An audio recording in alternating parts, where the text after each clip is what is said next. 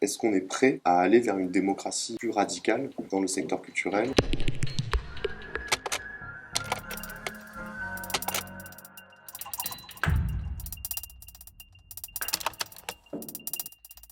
Dans ce réseau, on a donc tout un tas d'acteurs assez différents et qui viennent de pays dans lesquels il y a des histoires politiques différentes et des constructions historiques des secteurs du spectacle vivant qui sont très différentes, donc des approches de la participation qui ne partaient pas des mêmes conceptions euh, ni même des mêmes désirs. Donc ce qui est intéressant à observer, c'est ces différences-là, c'est comment des partenaires étaient, on va dire, en avance. Je pense aux partenaires anglais qui donc, ont dû sortir dans la deuxième édition du projet à cause du Brexit. Mais voilà, on avait d'un côté un festival à York qui était intégralement géré par des jeunes de 12 à 25 ans, je crois. Euh, donc toutes les fonctions du festival, toutes les décisions étaient prises par ces jeunes. Et d'un autre côté, on a d'autres institutions qui rechignaient même à associer un petit groupe de 10 spectateurs aux décisions sur la programmation, parce que ça leur faisait peur. Donc on a pu observer des échanges, des expérimentations, c'est-à-dire qu'à travers l'expérience, l'échange de pratiques, certains partenaires ont peu à peu aussi changé leur position, leur manière de voir la participation. Et donc ça a été aussi intéressant à observer. Alors sur la création participative, je dirais que c'est là que c'est le moins innovant, on va dire que c'est quelque chose qui existe par ailleurs. Il y a énormément d'artistes qui travaillent de cette manière-là depuis très longtemps. Par contre, sur la programmation participative, il est vrai que c'est plus rare de rencontrer ces démarches et dans un certain nombre de pays partenaires, c'était même inédit euh, d'essayer ces nouvelles, cet élargissement, on va dire, des collectifs de décision autour de la programmation. On y retrouve, notamment dans la création participative, des impacts, on va dire, assez classiques de ce type de démarche, en termes de socialisation, d'épanouissement personnel, d'apprentissage artistique, que certains appelleraient même de l'empowerment artistique, euh, des impacts en termes de relations entre public et institutions culturelles ou de diversification du public lorsque ça touche des non-publics. Mais par exemple, une des limites, c'est que en ce qui concerne la programmation participative, ce sont des groupes de spectateurs. Donc la plupart du temps, des personnes qui sont déjà très proches de l'institution culturelle en termes de goût, en termes de capital culturel, avec le risque là de renforcer, on pourrait dire, une élite de spectateurs. Le résultat final est finalement pas si différent de la décision qu'on pouvait observer préalablement.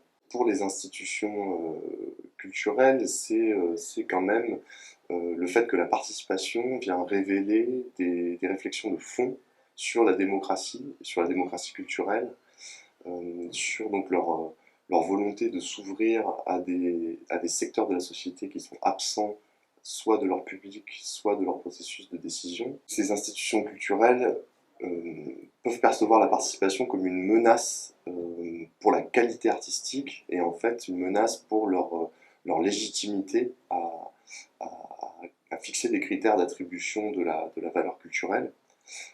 Donc on a eu beaucoup de débats là-dessus et on a eu des déplacements, mais il y a quand même une contradiction profonde qui s'est révélée, puisque démocratiser réellement les processus de décision, ça implique en fait pour les professionnels de perdre une partie de leur légitimité ou de partager leurs compétences.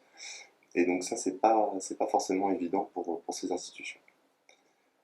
Du côté des artistes, on a des artistes qui sont coincés entre d'une part un impératif de résultat, qui est un spectacle de qualité professionnelle, jugé selon des critères d'excellence artistique, et d'autre part la nécessité de mettre en place une démarche participative qui donne lieu en fait à des aléas qui nécessitent du temps. On a tout un tas d'artistes qui sont ravis de contribuer à ce type de projet et qui travaillaient déjà comme ça et qui souhaitent travailler de manière participative au nom de notions comme l'authenticité ou la pertinence sociale.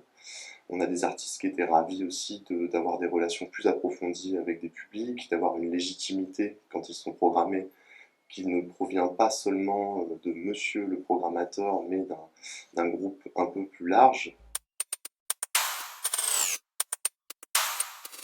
D'un côté, peut-être une réflexion à mener au niveau micro sur les méthodes participatives, qui restent quand même des méthodes en chantier, qui nécessitent des compétences particulières, qui nécessitent une reconnaissance particulière. Là, je pense aussi aux politiques culturelles qui doivent, on va dire, fournir des dispositifs adaptés aux spécificités de la participation en termes de temps, en termes d'argent, et aussi concernant ce qu'on peut appeler l'aléa participatif, c'est-à-dire être prêt au fait que la participation, ça ne donne pas les mêmes résultats, les mêmes processus en fait que des processus de création classiques.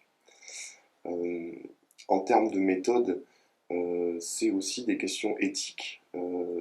Donc là, je vais peut-être pas avoir le temps de développer, mais sur les questions d'instrumentalisation, donc comment on garantit des relations avec un cadre éthique, comment on évite des fausses promesses, comment chacun en fait peut y trouver un intérêt dans ces démarches qui sont quand même des démarches inégales, puisqu'on a d'un côté des professionnels et d'un autre côté des non-professionnels.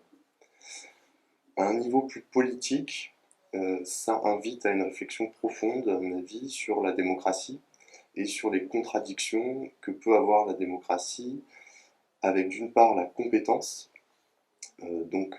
puisque ces questions de participation viennent révéler une certaine frilosité du secteur culturel qui d'une part prône la démocratie, l'accès à la culture pour tous, le partage, la participation, mais d'autre part base sa légitimité sur des compétences spécifiques. Et là, on peut y voir une contradiction. Donc, ce qu'il reste à inventer, c'est sans doute des véritables dispositifs démocratiques dans les institutions culturelles. Ce sont des méthodes aussi qui sortent du top-down pour les institutions culturelles. Donc, on a cette expression, par exemple, donner la voix à des personnes sans voix. Donc, est-ce qu'on peut aller aussi jusqu'à une autonomie de certains groupes? Est-ce qu'on peut aller vers un transfert de pouvoir plus profond? Est-ce que aussi ce ne serait pas l'opportunité de repenser des notions comme celle de la qualité artistique?